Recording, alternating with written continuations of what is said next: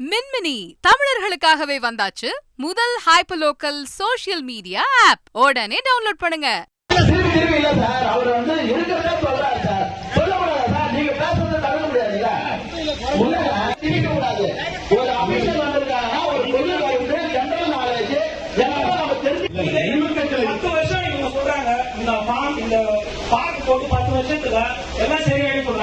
நீங்க சும்மாவே சரியாயிடும்.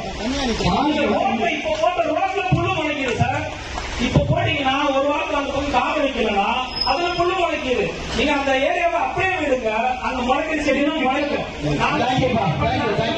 பள்ளிக்காரனை சதுப்பு நிலமாக இருக்கணும் அப்படின்னு தொடர்ந்து அவங்க அது சம்பந்தப்பட்ட துறை திரும்பி இல்ல சார். அவர் இருக்கிறதே சொல்றாரு சார். அவங்க சொல்லிக்கிற கருத்துக்கள் ஏற்றுக்கொள்ளக்கூடிய கருத்துக்களா இருக்கு.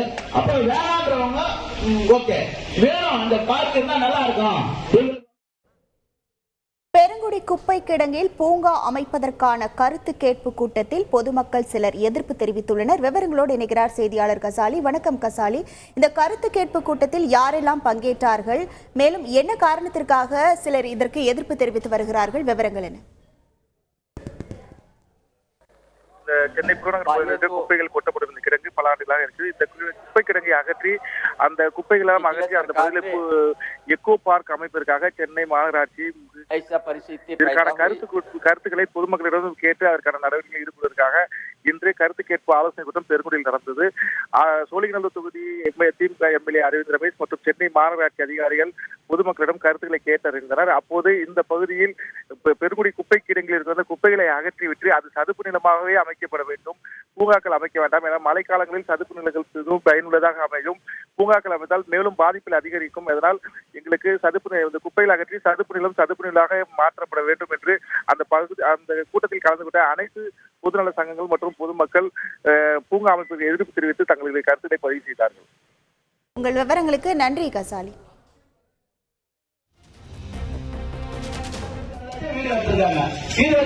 உடனே முடிவு பண்றதில்ல.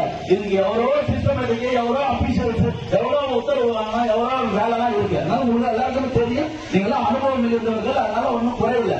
பட் இருந்தாலும் முதல் காரணம் குப்பைகளை தரம் பிரிச்சு வீட்டினரை கொடுக்கணும்ன்றதுதான் மாநகராட்சியோடைய முதல் நோக்கம். அந்த நோக்கங்கள் திரும்பி இல்ல சார். அவர் இருக்கிறதே சொல்றாரு சார். சொல்லக்கூடாது சார், நீங்க பேசுறதை தடுக்க முடியாதுல்ல, திணிக்க கூடாது. ஒரு அபிஷியல் வந்திருக்காங்கன்னா ஒரு பொது ஜெனரல் நாலேஜ் அவங்க சொல்லிக்கிற கருத்துக்கள் ஏற்றுக்கொள்ளக்கூடிய கருத்துக்களா இருக்கு. அப்ப வேணான்றவங்க ஓகே வேணும், அந்த பார்க் இருந்தா நல்லா இருக்கும், எங்களுக்கு ஃபியூச்சருக்கு நல்லா இருக்கும், பார்க்கறதுக்கு நீ குப்பை நேரா இருக்கு, இது ஒரு அழகு மிளிந்த ஒரு நல்ல ஒரு இடமா மாறும், இதுக்கு எங்களுக்கு தேவை, நாங்க விரும்புறோம் அப்படின்னு யாராவது கருத்துக்கள் கேட்டுக்கலாம். அவங்க ஐடியாக்கள் இருந்தா கேட்டுக்கலாம், இல்லைன்னா அது அமைக்கக்கூடாது.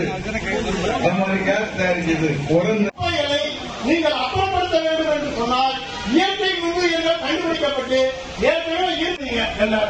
நான் தலைவர் மோகன் environment awareness and production association அப்படிங்கிற ஒரு அமைப்பு வச்சிருக்கிறோம்.